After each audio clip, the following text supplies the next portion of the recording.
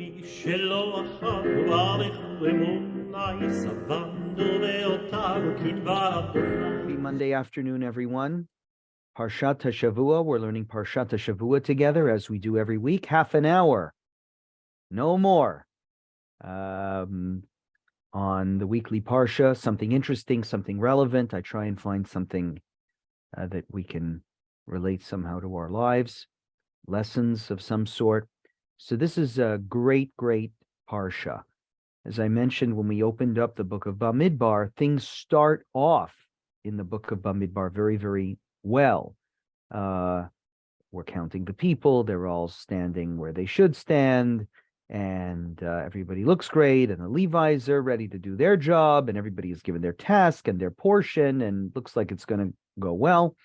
But starting with the Parshat Beha'alotcha 2 weeks ago, the people start to complain. Last week's Parsha, as we reviewed, the story of the spies who could only see the negative in the land that they were about to inherit. Another bad story. And the Mekoshe Sheitzim was what we learned last week, the Shabbat violator. Another example of things going wrong.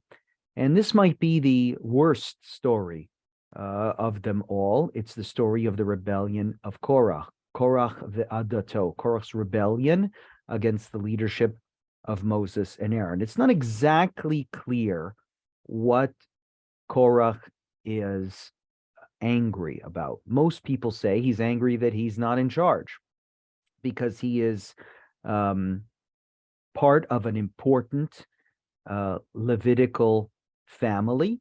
And sometimes if you're from an important family, you think that you're deserving of merit because of your lineage, especially when you can't see the reason why other people are given merits or are given important positions from their because of their heritage, right? So Aaron, for example, and his children are given special obligations in the temple, and he's given so because Aaron, because God singles out the Levites and then Aaron and then his whole family, and they'll serve in the priesthood, getting to see God or enter the Holy of Holies once a year. Well, that's not fair, says Korah. He uses the language kulanu kadoshim. All of us are worth something.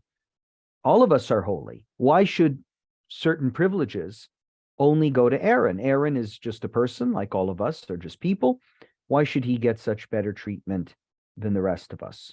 So he is accompanied by Datan and Aviram and On ben Pelet and 250 other members of the community who offer up a certain incense to prove their worthiness for the priesthood.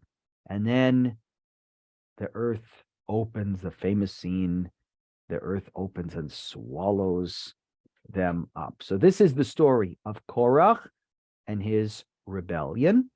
And the angle that I'm going to take on this Parsha has got to be one of my favorite stories in the Talmud, one of my favorite midrashim, stories that's told on a rabbinical text, about the wife of On ben Pelet. I don't know if you've learned this story before, or maybe you've heard of the story but never looked at it from the text exactly.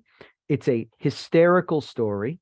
It's really funny, but it has an important point to prove that I think you might also find interesting. So again, this is the story of the wife of On ben Pelet. Let's take a look at what I am talking about. Baruch atah Hazum. Let's see if you work. Can you all give me a thumbs up if you see this? Okay. So here's the beginning of Parshat Korah. Let's look at the first verse. Vayikach Korach ben Yitzhar ben Kehat ben Levi. So the first word of the Parsha is very important. What does it say? Vayikach, right? He took. That shows you right away the angle the Torah takes on Korach's leadership. Korach has a complaint, right? And one might even say that the complaint is worthwhile. Why should anybody get special treatment? I thought this is a democracy. I thought everybody's worth the same. But that word vayikach Goes to show you what Korah was really up to. He wasn't interested in contributing. He was interested in getting something. So this is one of the major interpretations of the story, is that Korah wasn't really interested in the equality of everybody else. He was just interested in taking the leadership, being the boss. Vaikach Korach ben Yitzhar ben Kehat ben Levi. Korach from the Levitical family of Kehat, and Datan ve'Aviram b'nei Eliav, Datan and Aviram too, and On ben Pelet b'nei Reuven. So Datan and Aviram and On are all from the tribe of Reuben. Now, the story then continues. Blah, blah, blah. They combine against Moses and Aaron and say to them, here, I just want you to note the complaint that they have. Kol ha'eda kulam kedoshim uv'tocha Hashem. All the community are holy, all of them. And Hashem is in their midst. You all see that? That's the nature of their complaint. Why is it that anyone should get special treatment when all of us are holy? Now, as we go down, I'm not going to read the entire chapter for you, but afterwards, the incense is offered, and they beg forgiveness, and Moses says, withdraw. And look what happens when we get down to the punishments. Vaya'alu me'al mishkan Korach, Datan ve'Aviram misaviv, ve'Datan ve'Aviram yatzu nitzavim. They withdrew from their abodes of Korach. Datan and Abiram. Datan and Abiram had come out, and they stood at the entrance of their tents with their wives and their children and their little ones. And that is when they all get swallowed up. Who is missing? Do you all see? There's someone who's not there. So who was hanging out in Korach's tent? Datan and Abiram were. It says Neshehem, their wives were in Korach's tent. So this is like the headquarters of the rebellion. In the headquarters of the rebellion, you have, of course, Korach himself. This is his tent. Datan and Aviram are there, their wives, their children. Where is On ben Pelet? What happened to him? It says that he was part of this rebellion. So these absences, these noticeable, conspicuous absences, they breed the rabbinic imagination. They poke at the rabbinic imagination. And the Talmud explains what happened to On. Let's now look at the Talmudic story. It's fascinating. What does the Talmud say about, you all see this? So you can give me a thumbs up if you see this, the text. Okay, great. What does the Talmud say about what happened to On? He was there in the beginning, but when it was punishment time, his name wasn't mentioned anymore. Rav has a story. Amar Rav, On ben Pelet, ishto hitzilto. On ben Pelet, his wife saved him. Interesting. His wife saved him. Now, the Talmud is picking up on something very interesting here, that in the verse we just read about the punishments that were handed out to Datan and Aviram, it says that Datan and Aviram's wives and children were in the tent. What were they doing there? So the Talmud imagines that Datan and Aviram's wives were involved in this rebellion along with their husbands. That they said, they were trying to pour gas on the fire. You're right, Moses shouldn't be the boss, Aaron shouldn't be the boss, it should be you.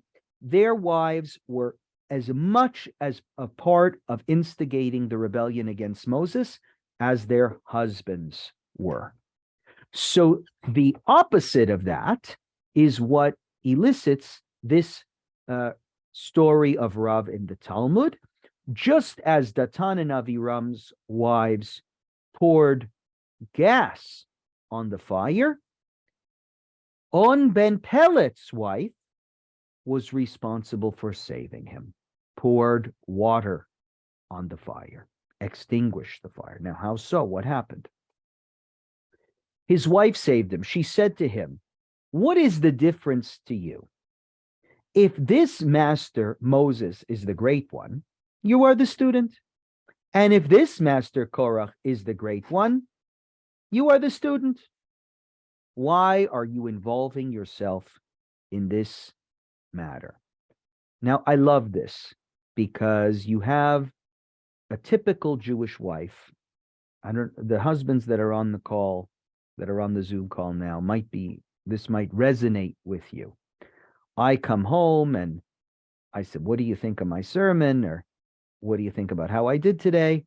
And your wife, what you think is great and wonderful, a typical Jewish wife will often diminish and give perspective, sometimes in a healthy way. "You think you're so good. You think you have such a great idea. You think you're so wonderful. Let me tell you the truth." That's why I love this story. It resonates with me. On Ben Pelet's wife goes to him and says, she doesn't have a name, right? But his wife goes to him and says, "You're a loser. You were a loser under Moses, and you're still going to be a loser under Korah. What do you care who the boss is? What do you care who the leader is? You were a nothing then, and you're going to be a nothing now." Now, maybe that's what she's saying. Some will say, no, she's really worried about what will happen to this rebellion, about the punishment that God might mete out against the rebels, and she's genuinely concerned about her husband's life. Maybe because she's genuinely concerned about her husband's life, she wants to do anything she can to stop him from participating in the rebellion. I like the former read, but there are 70 faces to the Torah. You can decide which interpretation you like the most. I think the first one is cuter. You're a loser then, you'll be a loser now. Don't expect to become anything great, even if Korah is the leader. On said to her, "What shall I do? I was one of those who took counsel, and I took an oath with them that I would be with them." So On seems to, in the end, acquiesce to his wife's objection. He says, "You're right," depending on which way you read the story. Either, number one, he says, "You're right, I am a loser. I shouldn't have gotten involved in this in the first place." Or the second reading, "You're right. This is a big mistake. I'm going to get in big trouble for this. I need to find some way to get out of this. But what can I do? I swore." The word in Hebrew is ishtav'e. Ishtav'e. You remember that from Kol Nidre. Ude ishtebana. You remember that word in the Kol Nidre song? All vows that I take. Ishtebana, shavuot. I swore that I would participate in this rebellion. I'm in big trouble. How can I get out of this? She said to him, you see where I'm reading? She said to him, whoops, let me fix that. She said to him, "I know that the entire assembly is holy, as it is written, for all the assembly is holy, and they observe the restrictions of modesty." She said to him, "Sit, for I will save you." She gave him wine to drink and caused him to become drunk, and laid on a bed inside their tent. She sat at the entrance to the tent and exposed her hair as though she were bathing. Anyone who came and saw her stepped back. In the meantime, the assembly of Korah was swallowed into the ground, and On, son of Pelet, was spared. This is the story that Rav tells. I want to make sure everyone understands it. She comes up with a plan. What is the plan? The plan is a deliberate, almost contortion of Korach's words. Korach says, remember I highlighted these words for you? Korach says, Kol ha'eda kulanu kedoshim. Why should you and Moses, why should you and Aaron, Moses, feel like you're holy? You're not. Everybody's holy. I'm holy. You're holy. We should have the chance to be the high priest too. On Ben Pellet's wife says, they're right. They are holy. And I'm going to use their holiness against them. Here, honey, have some dinner. She gets him drunk, stuffs him up. He falls asleep inside the tent. And what does she do? She sits outside the tent with her hair uncovered. Now, in the Talmudic period, a woman with uncovered hair, right, is considered to be a show off. It's licentiousness. It's immodest. Tepach be'isha erva, the Talmud says. To see a little bit of her hair is improper. And this you all know, right? If you go to certain religious communities, women will cover their hair or they'll wear a sheitel. That goes back to the days of the Talmud. But look at this smart woman. She uses that notion designed to be restrictive on women, designed to have the woman hidden, designed to put her down. She uses it against the men herself, flips it on its head, sits outside of her tent with no covering on her hair, and everyone saw her there, and they go, well, where's On? Where's On? We need On. And they suspect that he's in the family tent, but they don't want to go near the tent because there's a woman there whose hair is not covered. Isn't this story amazing? Here's a woman whose name we don't even know. The rabbis beautifully imagine that she plays a role in this story. Because otherwise, why would the Torah bother to include that Datan and Aviram's wife were in the tent with Korah and were punished along with him? Obviously, these are very insecure men, and they need strong women next to them to tell them what to do and help them navigate life. In the case of Datan and Aviram, their wives were egging them on, pouring salt on the, no, that's the wrong expression. Pouring gas on the fire. That's the right expression. Pouring gas on the fire, making them feel even more angry, getting them involved. And on Ben Pellet, for one reason or another, his wife has a totally different point of view. It's not just the sort of feminist empowerment kind of reading of this passage, which is surprising for the Talmud, that On Ben Pellet's wife saves him and is smarter than him and knows better than him. But what I wanted to present to you today that I think is fascinating is exactly how she does it. She's really clever, really clever. And it's almost the Talmud is being self-critical, because the Talmud, you could imagine, is written by men. These are men who are telling the story of a woman who's doing something completely immodest, completely improper, but they're celebrating her. They're not putting her down.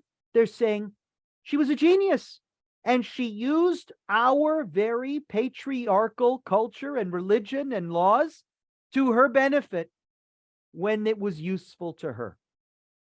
The other thing that I want to submit that I think is fascinating is that this idea of all the kol ha'eda kulanu kedoshim, we are all holy. This idea is what instigates Korach's rebellion, right? You saw it right there in the text. Why am I rebelling against Moses and Aaron and their leadership? Because kulanu kedoshim, we're all holy. even though we know it's nonsense, and that is not what Korah wanted. He didn't want to fight for democracy. He was fighting Vayikach Korah. He wanted the leadership himself, right? He uses the word Kulanu Kedoshim, and On Ben Pelet's wife says, really? Kulanu Kedoshim?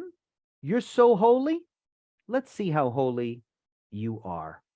Sometimes people who are, quote, holier than thou, and wouldn't go near a woman with uncovered hair, right? It's the worst thing in the world. Look, I mean, you got to admit, these guys are stupid. There's a woman there with, you're about to start a rebellion. You figure On is in the tent. Where else is he going to be? He's in his house. There's a woman there with uncovered hair. If this rebellion is so important to you, shove her aside, get somebody to get rid of her, and go into the tent and get your man. But these guys are so holy. Kulanu Kedoshim, we're so holy. We don't even want to look. We don't even want to go near. We don't even want to have a third party come in and get involved with a woman with hair that is visible, right? For that, we're extra holy. But to overthrow the entire leadership, to question Aaron's role as high priest, to question Moses's role as head of the people, we'll drag them out. We'll do a whole incense ceremony. We don't have any problem with that. If it serves me to my benefit, I don't really care about holiness anymore. But sometimes with religion, I've said this before, women bear the sort of scars of victimhood of the men's religiosity. Very often men wear their religiosity on the backs of women. The more they subjugate women, the more they can prove themselves to be kadosh. Look how holy I am. I don't touch my wife. Look how holy I am. My wife covers not only her hair, but she covers her face. Look how holy I am. Look how long my wife's dress is. Right? It's sort of like I'm proving my worthiness as a Jew only through the degree to which I can subjugate my wife and get her quiet. And I think she is, On Ben Pelet's wife, is objecting to that. This is a feminist reading of the text that you might think is a little bit too generous, but I love it because it's to me a feminist reading of a text written by men who are being self-critical. We know that there are women who are bearing the brunt of our religiosity, but once in a while a woman comes along who is able to use the very laws that we use to subjugate them to empower them, to use those laws against men when it's necessary to do so. That is the story of On Ben Pelet's wife. She takes this principle which inspires a rebellion, Kulanu Kedoshim, and says, let's see how holy you all are now. And she uses that to dissuade, to protect her husband, who in the end is not in the text. And presumably, according to the rabbis, it's because he had a great wife who was smart, who was, in a way, outsmarted the men, used the rules against them, the very rules they created, and saved her husband's life. So nobody talks about On Ben Pelet's wife, but I think she's one of the unsung heroes in the text. Isn't that interesting? She's we don't even know her name, but her with the Talmudic reading, she could be she could be celebrated as a woman who Doug says, why no name? Ask God, right? No, we don't have the wives' names of Datan and Aviram's names either, but this might be an apologetic, but the question is, does it matter, right? Do we really care? Maybe that is a comment about men and women. Men want to have you know their name. They want the fame. They want the glory. On Ben Pelet's wife just wanted to save her husband. And the fact that you don't know her name, maybe she likes it better that way. Thanks, everyone. Have a wonderful week. Parashat Korah. See you next Monday, 2:15.